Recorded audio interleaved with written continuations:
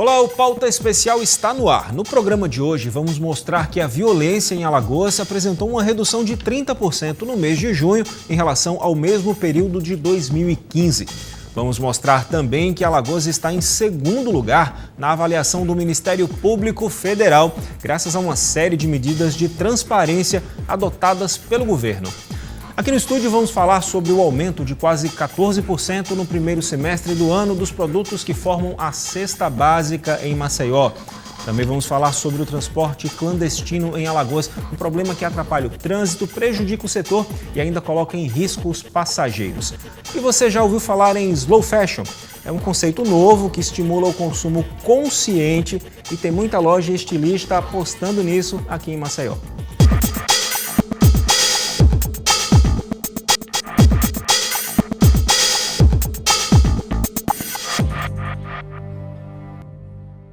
O governo do estado apresentou os números da violência em Alagoas. No mês de junho de 2016, a redução foi de 30% em relação ao mesmo período do ano passado.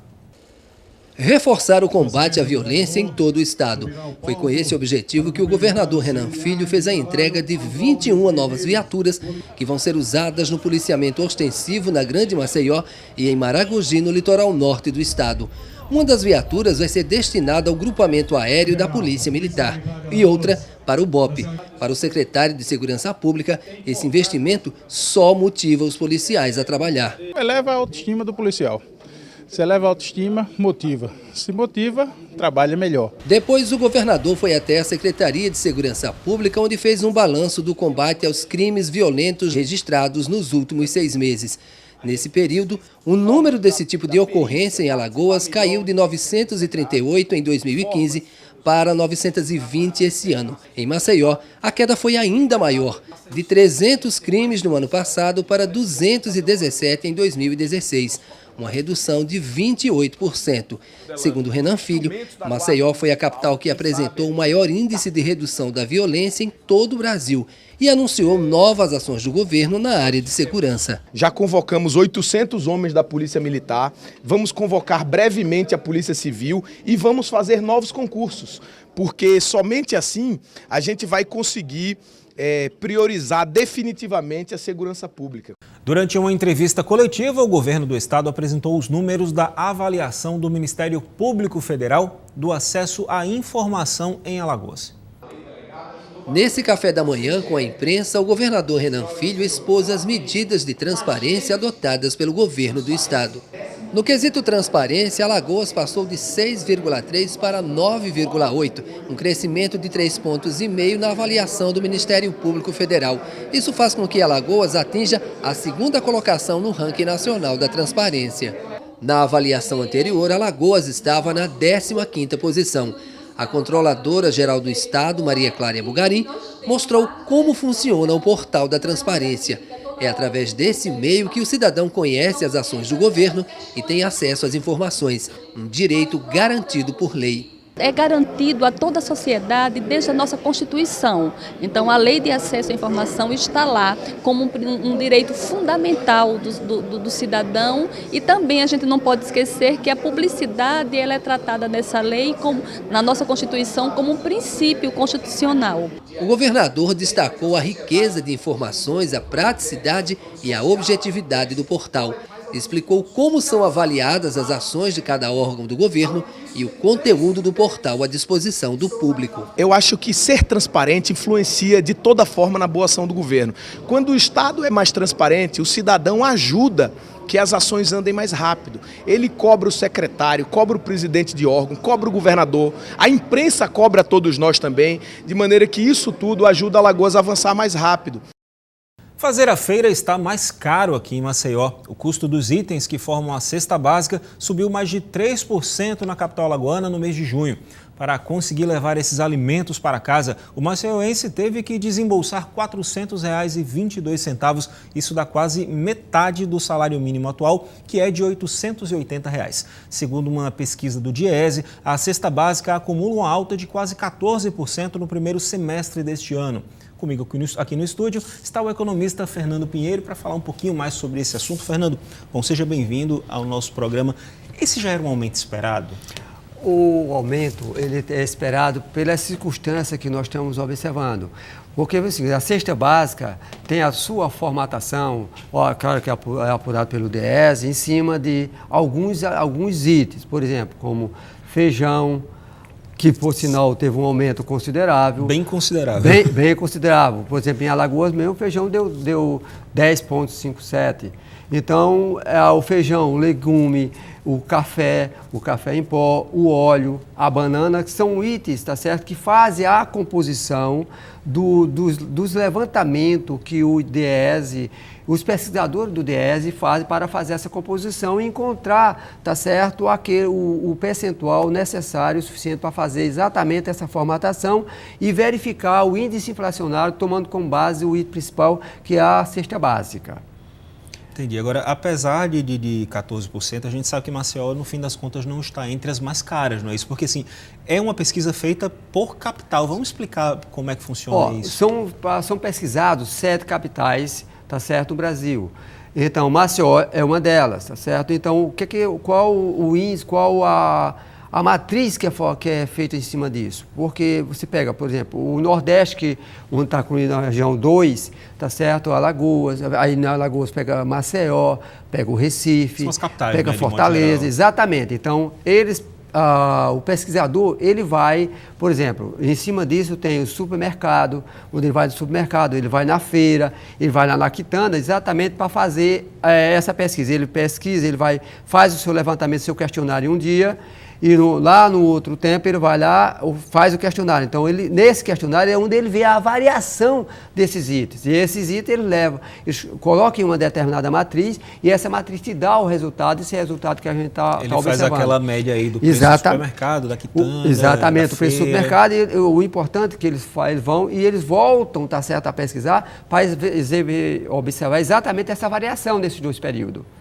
Em cima desses dois períodos que ele faz exatamente essa formatação dos números. Que cabe até um parêntese aí na nossa entrevista, que apesar dessa variação aí, não descaracteriza o fato de que é sempre importante eles fazer pesquisa de preço, né? Porque, como o senhor falou agora, eles vão no supermercado, vão na feira, vão na quitanda, então, de repente, é sempre válido isso, né? Não, é sempre válido fazer a pesquisa, por quê? Porque essa variação, inclusive, diga-se de passagem, o próprio mercado. Ele vai lá no mercado da produção, onde tem aquela variação dos produtos que ele faz a pesquisa, e ele faz aquele levantamento lá também, porque senão não é somente o supermercado, porque a variação de preço também na quitanda, que a gente chama na quitanda, também é importante, que é uma definição dentro dessa metodologia que o DIEESE... faça pesquisa de preço vale até para isso. Até para isso a pesquisa tudo, de preço na verdade, vale, né? Entendeu? Até para isso essa pesquisa vale ter essa intenção. Pois é, a gente teve um aumento de 14% aqui em Maceió, né? Voltando ao nosso foco. Nosso foco. Mas não está entre as capitais mais caras, né? Não, Maceió ficou aí no meio do caminho, pelo menos. Fica no meio do caminho, porque, por exemplo, nós temos Rio de Janeiro, São Paulo, que, por exemplo, São Paulo foi o índice do último índice apresentado da cesta básica está exatamente em São Paulo. Houve problema da geada, problema de tempo, né? O clima, a condição climática favorece a essa variação. Por exemplo, a questão do dólar. Um dos itens importantes é o pãozinho francês. Só que o pãozinho francês, nós sabemos que a grande parte do pão é feito trigo, e trigo é importado. Quando há uma variação do dólar, provavelmente esse índice a ser pesquisado, ele vai ter essa variação. Mas isso é um assunto muito interessante, assim, o exemplo do pãozinho francês, ele é realmente diretamente ligado ao dólar, porque o Brasil não produz trigo. Então, já vi muita gente comentando aí, assim, eu não tenho nada a ver com a alta do dólar, não me afeta. Não, pelo contrário, afeta todo mundo, e o pão francês é um exemplo, né? Todo mundo come. Pior que o pãozinho francês, todo mundo come, desde a época de Cristo, né? Não tem como. Antes de Cristo, o pãozinho francês já estava lá na mesa do cidadão. Da família. A família é importante que tenha o pãozinho francês. Isso quer dizer, então, que tem os fatores que afetam. Então, São Paulo, por exemplo, teve um preço maior, mas não é simplesmente por ser uma cidade maior. Tem toda uma questão climática, tem alta do dólar, tem entre safra. Sim, são vários fatores aí que são levados em conta para ter essa variação. Pois é. Então, como nós falamos, são sete capitais analisadas, tá certo, como bloco. Então, se você tem a variação, nessas capitais, elas têm um determinado produto, e o produto tem um determinado peso. Por exemplo, o pãozinho francês, ele tem um certo peso na região que abrange 2, que é a região Nordeste. Mas ele tem um outro peso lá na região 1, que é a região São Paulo, que é a região do Centro-Sul. Então, esse peso é exatamente para dar a formatação da planilha, para uniformizar essas informações, e quando o índice sair um índice universal para o Brasil. Tem um termo mais macro, Fernando, como é que isso afeta a economia do país, o bolso da gente, esse tipo de variação? Bom, vamos pelo nosso bolso. O nosso bolso vai afetar diretamente porque nós vamos lá comprar o pãozinho, nós vamos lá ver a batata, o arroz, a farinha, que teve um aumento de 12,29%, altíssimo o índice da farinha, né? O arroz também, a dona de casa peraí, tem alguma coisa errada, porque o arroz tá um índice alto. O feijão também não O feijão também. Não, né? Pois é. Então, afeta diretamente o nosso bolso em função disso. E ele afeta a economia como um todo, porque ele é um referencial para exatamente no futuro a correção do salário mínimo. Então, se ele afeta no micro, tá certo, a família, provavelmente ele vai afetar também no conjunto da economia brasileira, porque ele é um referencial para, vamos dizer, o balizamento e o ajuste de determinados itens. Mas aí tem esse dado que eu falei no começo da nossa entrevista, que o brasileiro gastou mais ou menos a metade do salário mínimo para comprar a cesta básica. Fica difícil se manter. E em junho, eu estou com esse dado aqui da pesquisa, que ele teve que trabalhar cerca de 101 horas para poder pagar a cesta básica. Exato.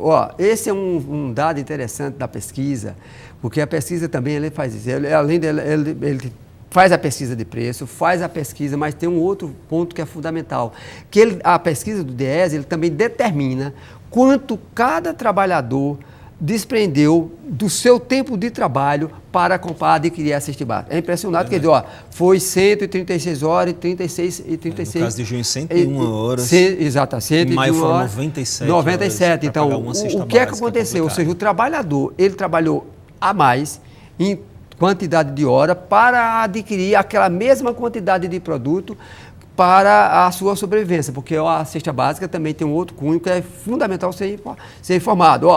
A legislação diz o seguinte: o brasileiro tem que ter uma cesta básica que dê para ele satisfazer a sua necessidade, a si e da sua família, de quê? Do transporte, do lazer e da sua se própria manter, alimentação. Né? O que deveria o salário mínimo ocorrer. Exatamente. Para a gente terminar essa nossa conversa bem rapidinho, quais são as previsões assim, para os próximos meses? Deve subir, deve cair? O que é que deve acontecer? Olha, nós economistas temos uma coisa interessante. A gente não trabalha com futurologia, a gente trabalha com algumas condições. Por exemplo, as condições climáticas. Se nós tivermos alguns problemas com as condições climáticas, nós teremos provavelmente alguma variação nessa cesta básica. Entendi. Se nós tivermos algum problema, por exemplo, até a própria área política afeta isso, porque a própria área política pode interferir. Entendi. Então tá esperar para ver o que vai acontecer e torcer para as situações serem, os fatores serem favoráveis. E se os fatores serem Fernando favoráveis. Pinheiro, muito obrigado pela sua presença, por esse bate-papo aqui com a gente. Seja sempre bem-vindo ao nosso programa. Nós é que agradecemos a você pela oportunidade de esclarecer à sociedade alagoana itens da economia que é tão importante e fundamental. Bom, no próximo bloco o assunto é o transporte clandestino em Alagoas. Pelo menos 2.000 veículos estão irregulares aqui no estado, causando prejuízo, colocando em risco a segurança dos passageiros. E você vai conhecer também o Slow Fashion, um conceito que está surgindo em Maceió e estimula a compra consciente dos produtos de moda.